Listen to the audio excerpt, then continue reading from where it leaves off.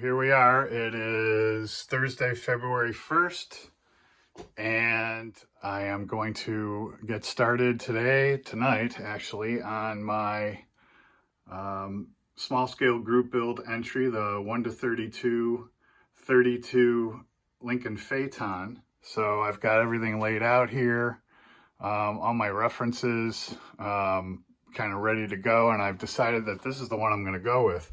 It's actually, I believe this is like an advertisement, but they had this, bronze and black, kind of two-tone look, and then I found actual examples of it out there.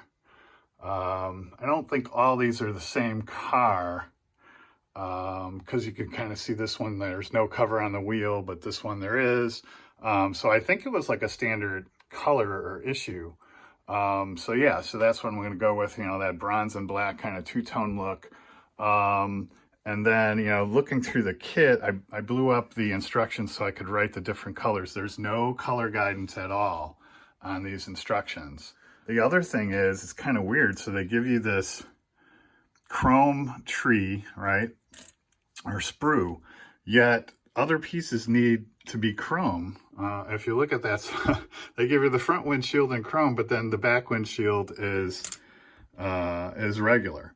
The other thing, on some of them, this back piece, and so I put these references up here.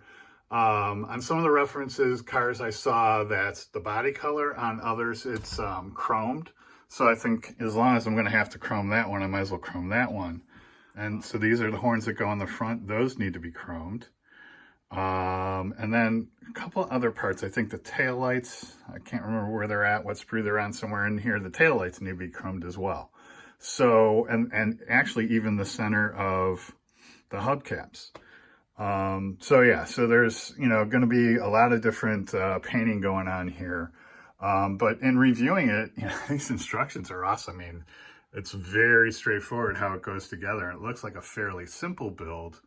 I think the trick with this one is going to be all the various painting and chroming and stuff. So looking forward to getting started on this this evening, and that'll be my entry into the 2024 small scale group build.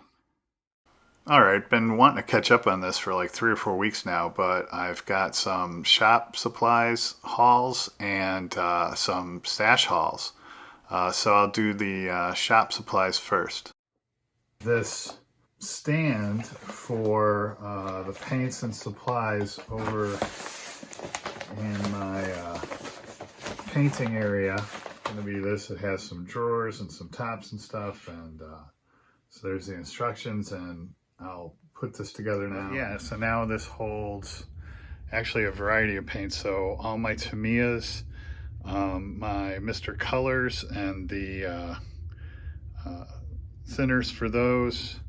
Again, the Tamiya's the thinner for that. These are some thinners, my airbrush cleaner, alcohol, that big stuff fits nice on that big shelf up there. My Mr. Surfacers don't, it's just a hair too small, but they sit in there nicely. Then my Mission models in here. And then my empty bottles for when I'm mixing, I put down there. Just spoons for testing colors up there. My mixing trays here. Actually, I can put these in here as well, I guess. And then down here, just the stuff to clean my airbrush. And then over here, I've got all my Alclad and my Alclad lacquers, my spastics and silver stuff, washes, and then Vallejo stuff, the Molotov, and then the rest of the Vallejo is up there. So I think that came out well. So I'm happy. Everything's finally organized. So I've been wanting one of these for a while.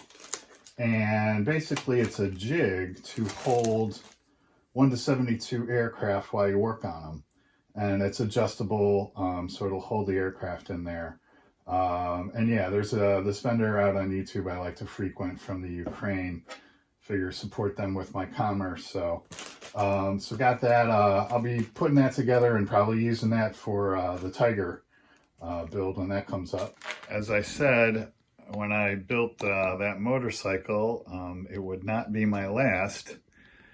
And so sure enough, went out and the Honda GL 1100 Interstate, the Gold Wing. And yeah, I just I've always liked these. I believe this is from 1978, 79 maybe. Yeah, growing up, so I graduated high school in 81. So I remember the guy across the street, kitty corner from us, used to get a new motorcycle, I want to say like every 3 to 5 years. And I remember he got one of these, and it was really cool. So when I was going out looking at more motorcycles to add to the stash, this one caught my eye.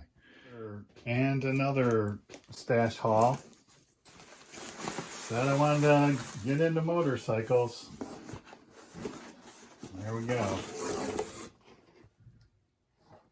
1912 Henderson. Very cool.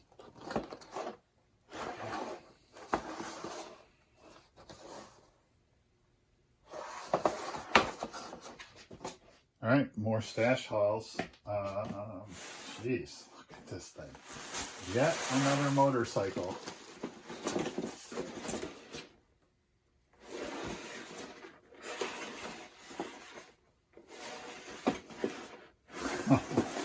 Very cool. And then I have one more. And when I built my Virago, I think it was David Chin in the comments said, hey, you should go out and look for a Yamaha 650 or 750.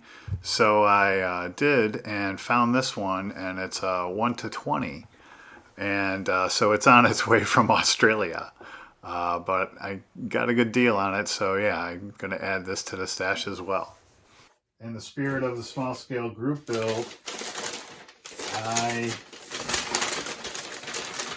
went out and, speaking of TV and film, always loved the Rockford Files, always loved his Firebirds.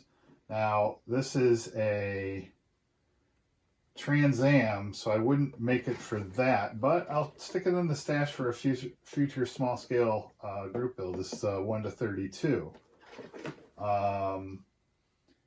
So, gonna add that to the car stash. Stash haul.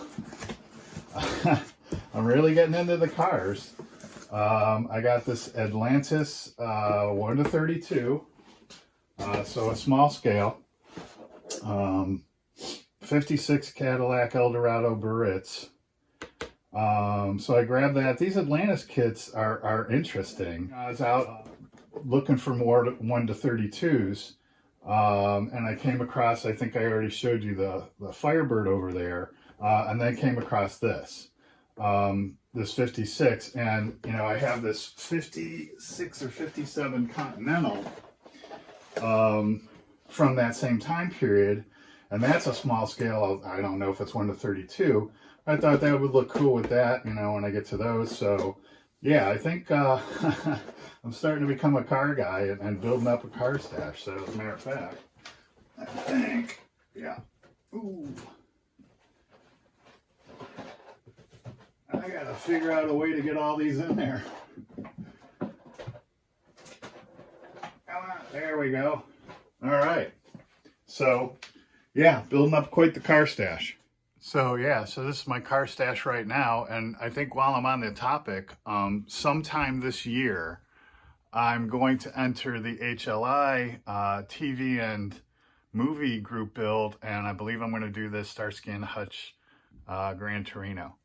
So stay tuned for that somewhere down the line. But yeah, I think I can officially say I'm no longer just an airplane guy. So I'll have an update out on this, probably in a week or so. And until then, as always, thanks for watching and happy modeling.